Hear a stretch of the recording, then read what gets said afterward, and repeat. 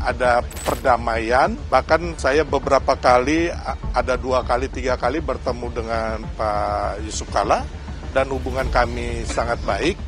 Dan sebenarnya urusan proses hukum itu sudah saya jalani dengan baik.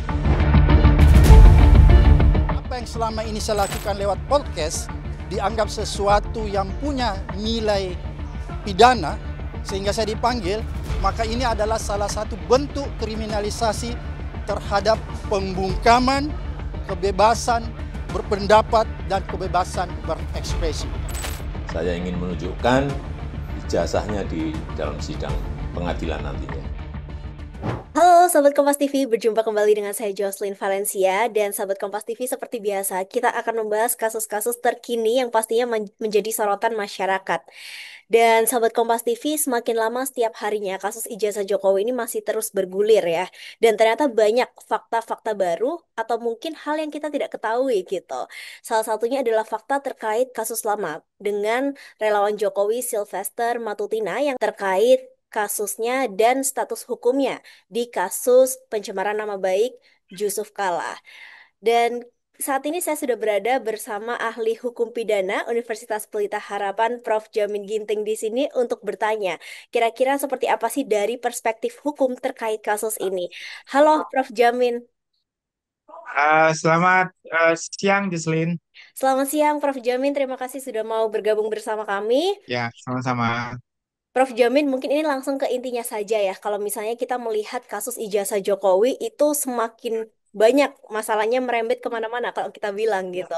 Dan yang terbaru ternyata relawan Jokowi, Sylvester Matutina, ini diketahui bahwa proses hukumnya belum selesai, belum dieksekusi. Dan yang terbaru, Sylvester ini malah ingin mengajukan peninjauan kembali atau PK. Dari perspektif hukum, seperti apa Prof. Jamin melihat hal ini? Ya, tentu dalam suatu proses hukum acara pidana, kalau suatu putusan sudah mempunyai kekuatan hukum tetap dan dinyatakan pelaku tindak pidananya di penjara, maka kewajiban daripada eksekutor dalam hal ini jaksa eksekusi untuk melaksanakan isi putusan yang nantinya juga akan diawasi oleh hakim yang mempunyai tugas pengawasan untuk memastikan pelaksanaan putusan itu dijalankan. Jadi menurut saya, kalau sampai saat ini putusan tersebut tidak dilaksanakan karena memang orangnya belum masuk ke penjara, berarti ada kelalaian yang dilakukan oleh kejaksaan dan adanya kelalaian pengawasan oleh hakim pengawas dalam melaksanakan supaya putusannya terlaksana. Jadi itu ada kelalaian. Nah, kalau seperti ini sudah sepantasnya, siogianya jaksa eksekutor untuk memanggil secara paksa. Kalau tidak bisa dan tidak mau hadir, maka bisa dijemput untuk dijebloskan atau untuk dimasukkan ke dalam penjara. Nah, itu ketentuannya. Nah, kalau orang melakukan upaya hukum terhadap putusan yang sudah ingkrah, itu adalah hak dari orang tersebut. Mereka bisa menggunakan pasal 263 KUHP bahwa upaya hukum itu ada alasannya. Pertama, karena ada novum atau bukti baru. Yang kedua, ada kekhilafan hakim yang nyata-nyata dalam putusan sebelumnya.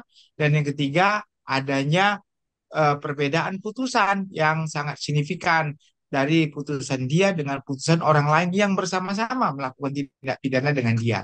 Dari beberapa kriteria tersebut, yang paling dimungkinkan adalah terkait adanya novum. Tetapi permohonan PK itu tidak menghambat putusan tersebut. Jadi dengan adanya PK ini bukan secara otomatis maka eksekusinya menjadi tidak bisa dilaksanakan atau tidak mungkin dilaksanakan. Tidak. Justru kalau orang yang sudah dalam konteks pidana, PK itu upaya hukumnya tetap berjalan dan eksekusi terhadap putusan itu harus dilaksanakan. Demikian. Oke, baik. Tadi Prof. Jamin sempat mention gitu ya, menyebut ada kelalaian jaksa gitu, atau mungkin ada orang besar di baliknya. Dari Prof. Jamin sendiri, pada saat itu pernah jaksa diwawancarai juga bersama kami gitu ya, dan jaksa mengatakan bahwa kami tidak tahu ada laporan tersebut. Itu bagaimana Prof. Jamin melihat hal ini? Eh, Justru ini tidak mungkin tidak tahu karena putusan pengadilan itu selalu dicantumkan dalam website dan ditembuskan kepada pihak kejaksaan.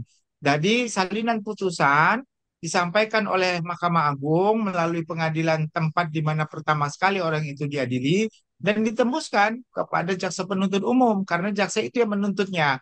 Maka jaksa mendapatkan salinan putusan tersebut dan dia harus wajib untuk mengeksekusi. Nah, kalau terkait dengan orang yang tidak ada atau DPO, orang yang tidak ditemukan, maka dia bisa meminta bantuan dari kepolisian. Pertanyaannya, apakah ada permohonan untuk meminta bantuan terkait dengan pencarian orang untuk melaksanakan eksekusi?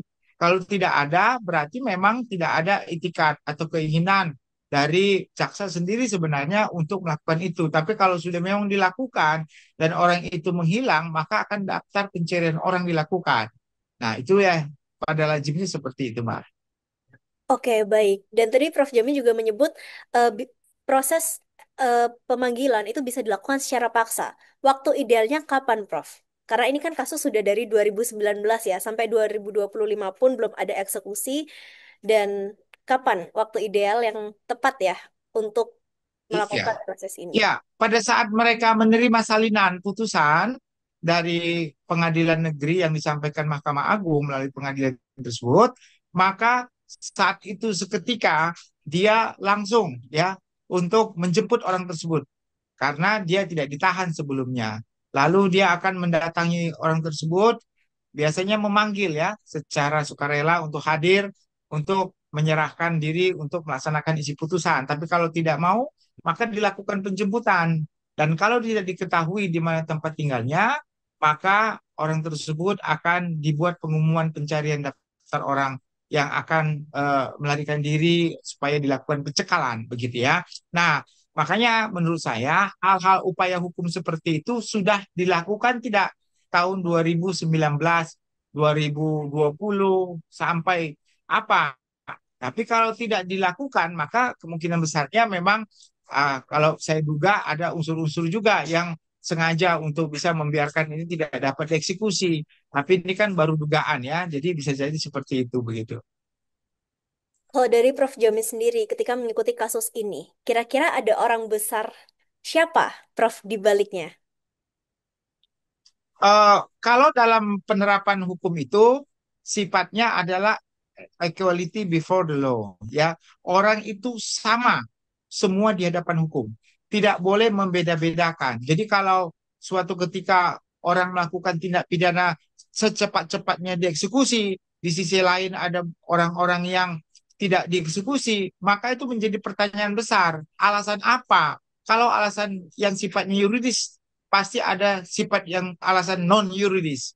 Nah, alasan yang non yuridis itu bisa aja contohnya karena adanya suap, adanya kepentingan penguasa di situ, ya atau ada desakan-desakan tertentu dari media contohnya. Dan itu bisa saja terjadi begitu.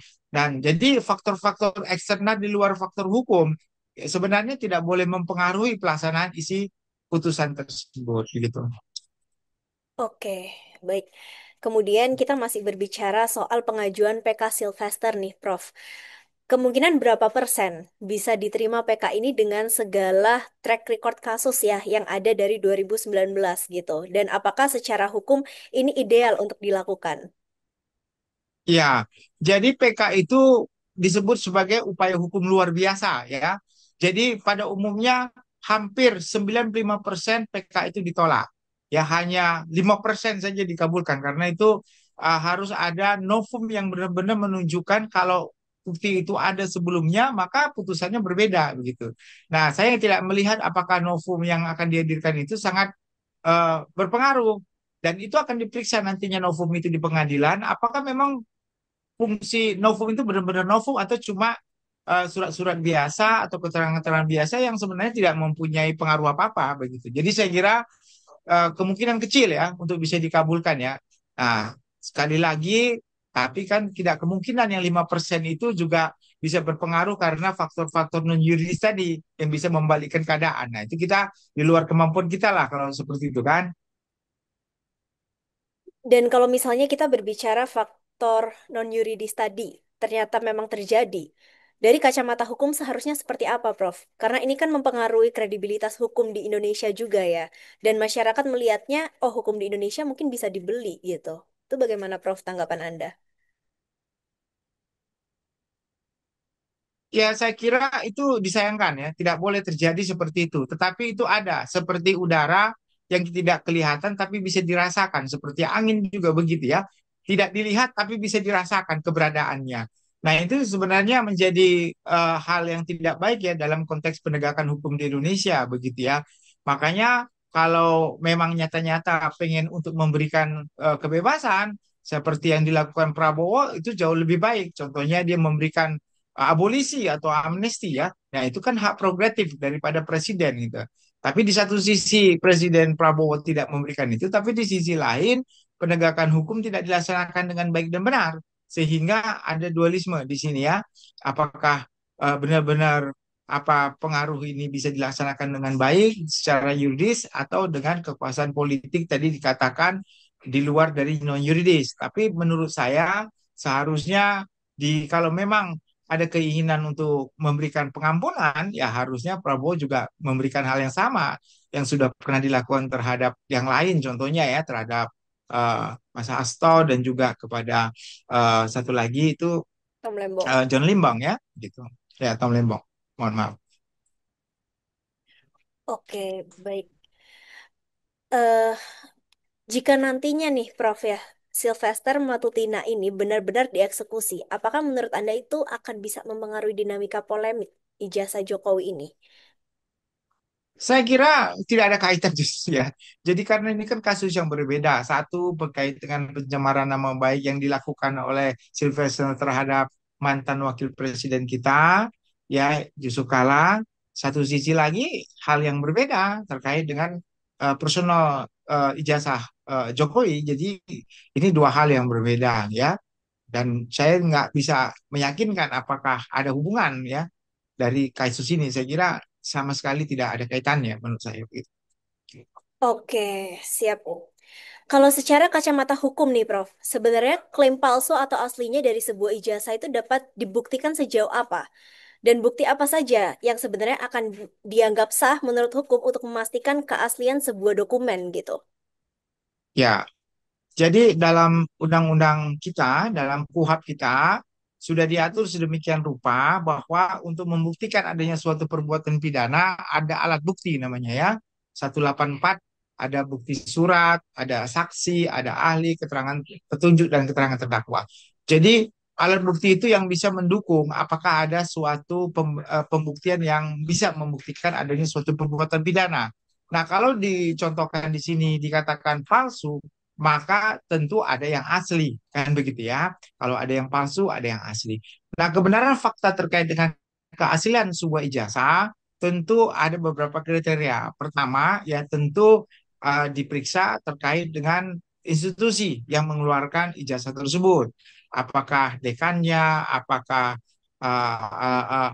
pembimbing skripsinya, apakah teman-temannya, dan juga lembaga pemerintah yang menaungi pendaftaran ijazah tersebut. Yang kita ketahui saat ini adalah Dikti ya, Departemen Lembaga Tinggi ya, perguruan tinggi ya Dikti. Nah, itu yang paling berkompeten saya kira. Yang kedua, tentu ada saksi-saksi ya, tentunya saksi-saksi yang melihat, mendengar dan mengalami bagaimana adanya wisuda. Kan kalau orang di wisuda itu kan identik dengan bahwasanya dia telah menyelesaikan pendidikannya, begitu ya. Ya waktu yudisium dan juga wisuda itu kelihatan bahwasanya dia benar-benar orang tersebut ada di situ, melahirkannya ada di situ, dan juga tentu nanti dilihat dari contohnya dia pernah menggunakan ijazah tersebut untuk kepentingan lain, contohnya melamar pekerjaan, mendaftarkan contohnya Pak Jokowi, apa dia pernah mendaftar sebagai wali kota, gubernur, presiden, tinggal di komparatif saja. Apakah itu pernah digunakan atau yang sama atau berbeda? Kan itu kan bisa menjadi satu landasan ya untuk membuktikan bahwasannya kebenaran faktual. Dan yang terakhir ya tentu terkait dengan electronic investigation ataupun scientific evidence ya, menggunakan teknologi yang digunakan untuk kebenaran faktual ya, terkait dengan otentisitas daripada suatu ijazah menggunakan scientific ya, scientific laboratorium investigation begitu. Oke, baik. Kemudian yang baru-baru ini juga nih, Prof. Jamin, podcast Abraham Samad soal ijazah Jokowi dipidana. Bagaimana tanggapan Anda? Ya, saya kira terlalu berlebihan ya menurut saya. Saya sendiri pernah juga ikut podcastnya beliau terkait dengan kasus-kasus Tom Limbong dan juga kasus lain yang di kejaksaan.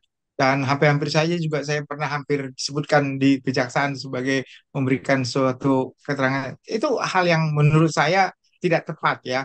Jadi kalau orang memberikan argumentasi hukum melalui podcast dan segala macam, tidak menuduh dan menuding ya, tapi berdasarkan analisis dia, maka orang-orang yang merasa ter apa namanya terkena atau merasa keberatan terhadap itu, dia tinggal bikin hak jawab ya, dalam dia punya hak jawab untuk isi untuk datang lagi dalam podcast tersebut dan menerangkan kebenaran fakta yang sebenarnya. Jadi bukan membungkam orang untuk mengungkapkan kebenaran fakta atau menganalisis. Jadi saya kira bukan penyelenggara, apalagi ini kan dia host ya, host. Kalau nanti semua host itu nanti bisa-bisa semua host di Kompas TV juga dipanggil ya untuk bisa kasih keterangan kalau bikin podcast begitu ya. Nah, ini hal yang merusak demokrasi, saya kira, merusak demokrasi dan merusak independensi pers dalam mengungkapkan kebenaran faktual begitu. Oke, baik. Eh, Cukup setuju ya Prof ya dengan pernyataan tadi begitu. Dan kalau misalnya kita berbicara soal kritik gitu ya, kritik atau pernyataan publik yang meragukan ijazah presiden, itu bisa dikategorikan sebagai kebebasan berpendapat, Prof, atau justru sebenarnya ini bisa dianggap sebagai fitnah atau pidana jika tidak punya bukti yang kuat gitu. Karena kan kita tahu kasus ijazah Jokowi ini kan berlarut-larut ya. Kita juga bilang kayak Roy Suryo sekarang masuk juga ke kasus pencemaran nama baik begitu. Bagaimana tanggapan Anda dari perspektif hukum terkait kasus ini? Ya, kalau saya melihat dari perspektif saya, apa yang disampaikan Rosuro itu, yang sepengetahuan saya, mungkin saya salah, dia menyatakan palsu karena itu ada orang yang mengupload. Jadi mengatakan palsu dari yang diupload orang tersebut, bukan dari dia pernah melihat sendiri sesuatu yang diserahkan oleh Jokowi kepada dia atau yang dia pernah lihat sendiri, tapi uploadan orang. Kalau uploadan yang disampaikan orang tersebut, nah, yang mengupload itu harus diperiksa juga gitu. Dia diperiksa dari mana dia dapat uploadannya, lalu uploadan itu palsu atau tidak. Nah, dia harus diperiksa. Kalau uploadannya itu benar-benar palsu, berarti Rosuryo juga mengatakan hal yang benar karena yang diupload sebenarnya palsu, yang bukan asli begitu ya. Jadi itu yang harus dibuktikan. Jadi bahwa yang kebenaran faktual yang sebenarnya adalah harusnya Jokowi juga yang memberikan itu kepada penyidik untuk disita yang asli, dan penyidik saya kira juga sudah melakukan hal itu ya dengan melakukan lapor begitu ya terkait dengan itu, dan nanti tinggal disampaikan ke publik saja bahwasanya benar, dan sudah juga disampaikan saya kira di Baris Krim tentang hal itu. Cuma kebenaran faktual yang harus disampaikan ke publik ini, publik belum merasa cukup ya, ya bisa saja itu terjadi ya. Jadi saya kira bisa-bisa itu terjadi, dan menurut saya hal ini harus diakhiri juga ya, jangan menjadi polemik yang berkepanjangan begitu, nggak hal habis tenaga kita mikiri hal seperti ini. Sebenarnya esensi yang sebenarnya banyak masalah-masalah yang lebih besar begitu yang perlu kita selesaikan. Oke, kita doakan sama-sama ya agar kasus ini memang juga cepat selesai karena kasus ini tuh berdampak ke demokrasi kita juga ya Prof ya. Dan Iya. tuh. Kemudian Prof Jamin, menurut Anda, apakah Presiden Prabowo tadi sempat disinggung juga sebetulnya ya terkait abolisi Hasto dan juga Tom Lembong. Dan dalam kasus Sylvester Matutina, kemudian ijazah Jokowi, sebetulnya Presiden Prabowo ini bisa punya peran nggak dalam kasus ini? Dan kalau misalnya kita bilang Prabowo bisa menerapkan hal yang sama gitu ya, memberikan keringanan, sejauh apa? Jika ini dinormalisasi itu kan bukannya akan menjadi hal yang tidak baik ya untuk hukum di Indonesia. Ya, sebenarnya kalau tujuan terkait dengan pemberian hak abolisi maupun hak amnesti itu kan demi kepentingan publik ya, demi kepentingan umum ya, menjaga stabilitas negara lebih baik ke depan begitu. Nah, makanya apakah ada unsur yang bisa mengarah ke sana bahwasanya ini memang ada kegaduhan yang cukup signifikan yang merusak stabilitas dan ketertiban dan juga kenyamanan dan juga kebersamaan ya dalam bernegara ini begitu. Saya kira kasus Sylvester ini kalau memang Prabowo menilai hal itu sebagai yang mempunyai dampak bisa dilakukan. Kan itu hak prerogatif ya.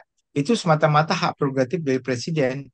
Dia gitu bisa dikasih atau tidak berdasarkan haknya yang dipertimbangkan oleh DPR begitu. Jadi bisa diberikan, bisa juga tidak. Saya kira sampai sekarang karena presiden belum merasa hal yang penting untuk memberikan itu sehingga tidak diberikan. Jadi itu menurut pendapat saya kiranya seperti karena sampai sekarang belum diberikan.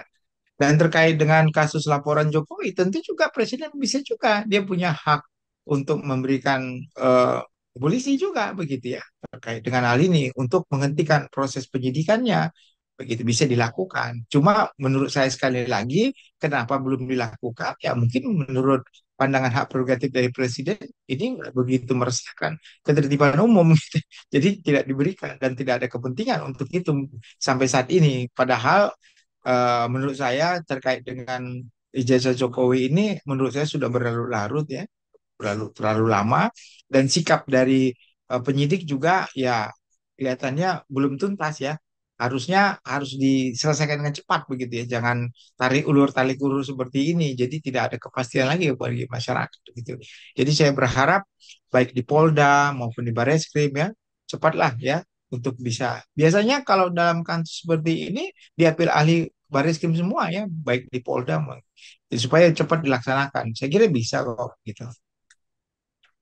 Oke, baik. Mungkin kita cukupkan Prof. Jamin untuk pertanyaan seputar kasus ijazah Jokowi, kemudian Sylvester Matutina, dan peran Presiden Prabowo di sini. Dan terima kasih banyak Prof. Jamin dan sahabat Kompas TV, kita doakan Terima kasih, sama-sama. Jocelyn.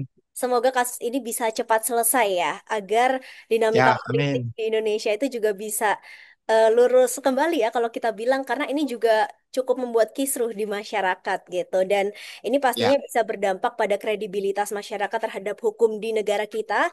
Jadi kita doakan sama-sama yang terbaik dan hasilnya juga yang seadil-adilnya. Begitu ya, Prof ya? benar. Baik, Terima kasih, Jocelyn, terima kasih banyak, semuanya. Prof Jamin.